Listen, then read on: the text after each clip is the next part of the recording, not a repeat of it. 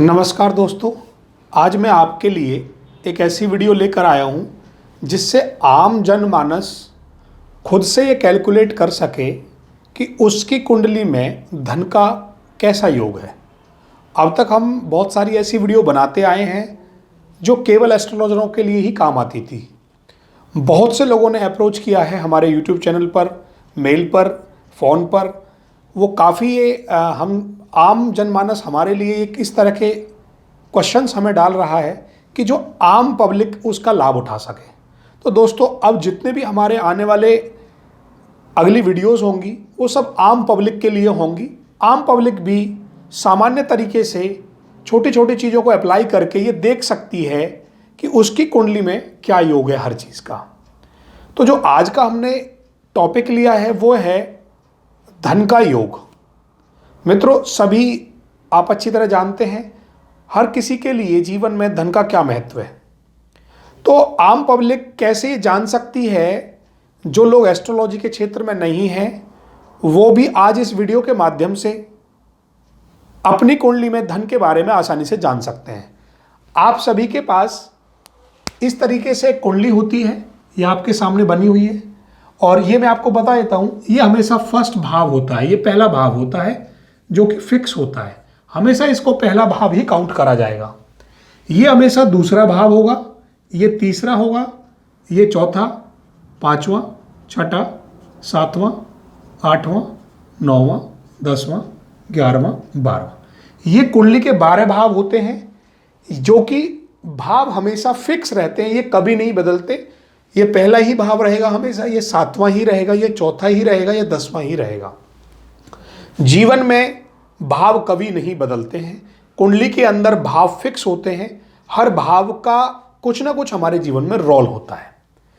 अब बात आती है कि जब ये हमारे भाव जो आप देख रहे होंगे आपके सामने, अपनी कोई भी जन्म पत्रिका आप ले लीजिए, आप लोग अपनी जन्म पत्रिका उठा सकते हैं और आप सबसे पहले ये देखेंगे पहला भाव, ये दूसरा, इस प्रकार से आप काउंट कर सकते हैं अपने 12 भावों को।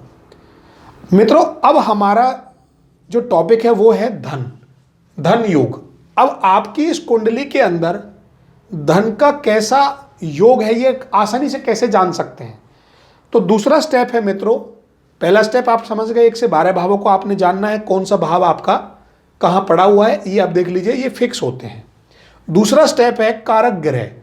धन का जो कारक ग्रह होता है मित्रों वो होता है गुरु, बृहस्पति। हमारी कुंडली में जो भी धन के योग हमारे बनते हैं वो हमारे गुरु से हमें ये पता चलता है कि हम कितने धनवान रहने वाले हैं। हमारे जीवन में धन की स्थिति की जो भी कैलकुलेशन है वो गुरु से करी जाती है।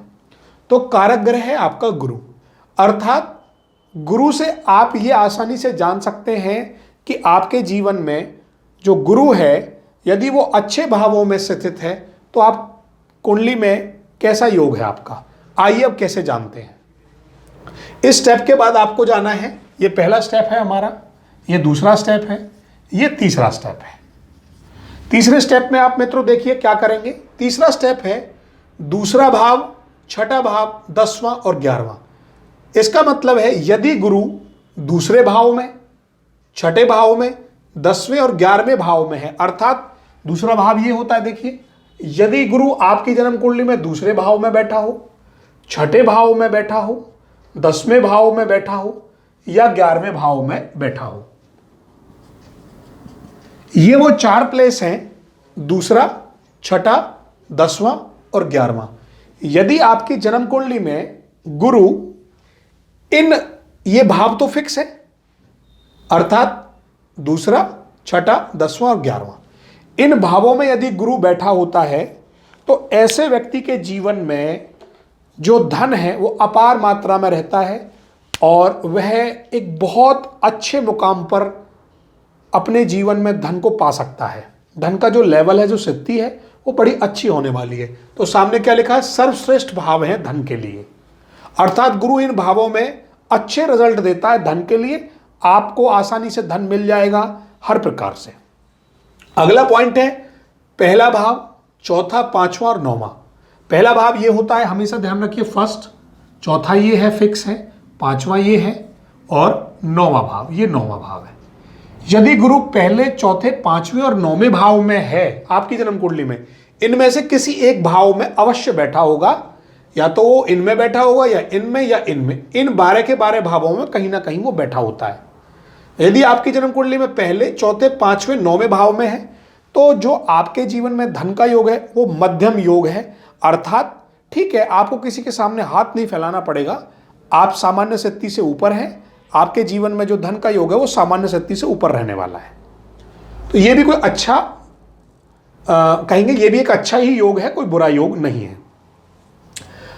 पॉइंट नंबर 3, यदि जन्म कुंडली में गुरु तीसरे भाव में यहां पर बैठा हो, 7वें भाव में बैठा हो, 8वें भाव में बैठा हो या 12वें भाव में बैठा हो, अर्थात जो मैं राउंड कर रहा हूं, तीसरा, 8वां और 12वां, तीसरा, 8वां, 7वां, 8वां और 12वां, तीसरा, 7वां, 8वां एंड 12वां, ये वो 4 ग्रह हैं, 4 भाव हैं जो हमें ये बताते हैं कि यदि गुरु इन चारों भावों में से किसी एक भाव में बैठा होगा तो आपको थोड़ा संघर्ष करना पड़ेगा, बार बार आपके सामने प्रॉब्लम्स आएंगी, आपको बार बार थोड़ी सी मेहनत अधिक करनी पड़ेगी, जहां आपको रिजल्ट्स कम मिल रहे होंगे।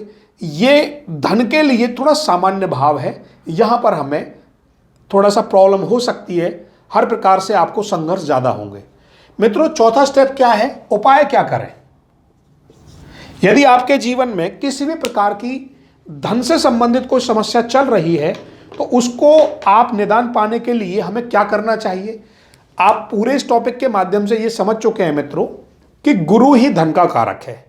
यदि व्यक्ति सामान्य रूप से अपनी कुंडली भी देखता है तो आज से आपने केवल गुरु का आकलन कर लेना है, गुरु ये बता देगा आपका धन आपके जीवन में कैसा है।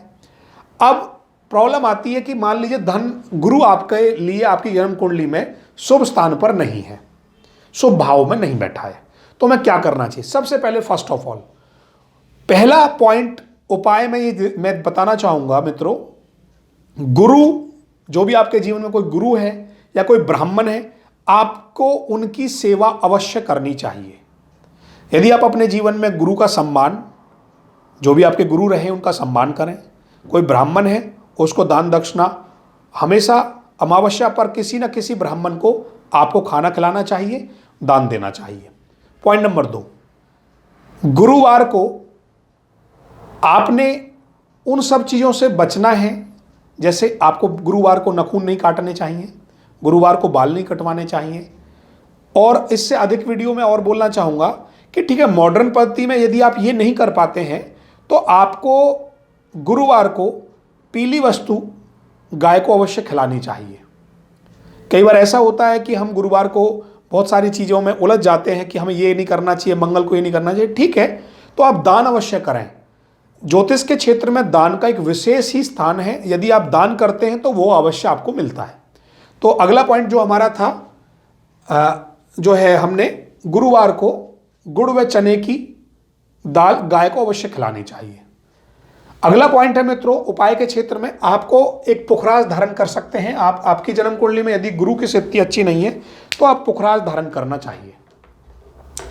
अगला जो पॉइंट है हमारा, जितना ज़्यादा से ज़्यादा हो सके धार्मिक पुस्तकों का दान करना चाहिए। जो भी हमारी धर्म से जुड़ी हुई पुस्तक हैं उनका दान करना चाहिए। ऐसा करने से आपका जो गुरु है वो प्रबल होता है, आपको ऑटोमेटिकली रिजल्ट मिलते हैं। अगला जो पॉइंट है मित्रों, धर्म की सेवा का मतलब है जो भी व्यक्ति धर्म के क्षेत्र में जुड़े हुए हैं, जो हमारे वेद पुराण या हमारे धर्म से जुड़ी हुई जितनी भी सांस्कृतिक प्रोग्राम्स हैं, हमें भगवान के नज़दीक ले जाने का एक मौका मिलता है। हमें धर्म से जुड़कर किसी भी प्रकार से अपने धर्म का लगाव और धर्म का जुड़ाव, 2 वर्ड हैं लगाव और जुड़ाव, और उसको आगे कैसे ले जा सकते हैं, हमें कुछ ना कुछ उसमें हेल्प करनी चाहिए। अगला पॉइंट, केसर का तिलक करना अति आवश्यक है। इससे आपको 2 प्रकार के लाभ मिलेंगे। गुरु का तो लाभ मिलेगा ही मिलेगा, और आपको इससे आपका मानसिक संतुलन और ब्रेन से संबंधित होने वाली बीमारियों में भी लाभ मिलता है। तो दोस्तों, एक उपाय से करने से बहुत सारे लाभ हमें मिलते रहते हैं। अगला जो मैं उपाय बताने जा रहा हूं वो बहुत ही इंपॉर्टेंट उपाय है, पीपल की सेवा। आप कम से कम अपने जीवन में एक पीपल अवश्य लगाएं, और हो सके तो जब भी आपके बच्चे का जन्मदिन आता है उस दिन आप नीम, बड़, पीपल तीनों वृक्षों का आपको दान करना चाहिए और लगाना चाहिए किसी न किसी पार्क में, और उसकी सेवा करनी चाहिए। ऐसा करने से डेफिनेटली आपके जीवन में गुरु से संबंधित जो भी समस्याएं हैं उनका निदान होगा, और आप अपने क्षेत्र में, जिस भी आप कार्य क्षेत्र में हैं, व्यवसाय में हैं, जिसमें भी हैं, वहां धन की बढ़ोतरी होगी। दोस्तों, तो आज की हमारी जो ये वीडियो है ये केवल और केवल धन के ऊपर है। सामान्य तरीके से मैंने आपको सारा बता दिया है। फिर भी अगर किसी बात को किसी चीज़ में समस्या रहती है तो आप हमारे YouTube चैनल पर हमें कमेंट्स कर सकते हैं, कॉल कर सकते हैं। हमारे इस चैनल को लाइक करने के लिए, सब्सक्राइब करने के लिए आपका दिल से आभार रहेगा। अब मैं आप सभी लोगों के लिए जर्नल टॉपिकों पर ही पूरी की पूरी वीडियो बनाऊंगा, जिससे आम जनता, आम जनमानस को लाभ हो सके। धन्यवाद।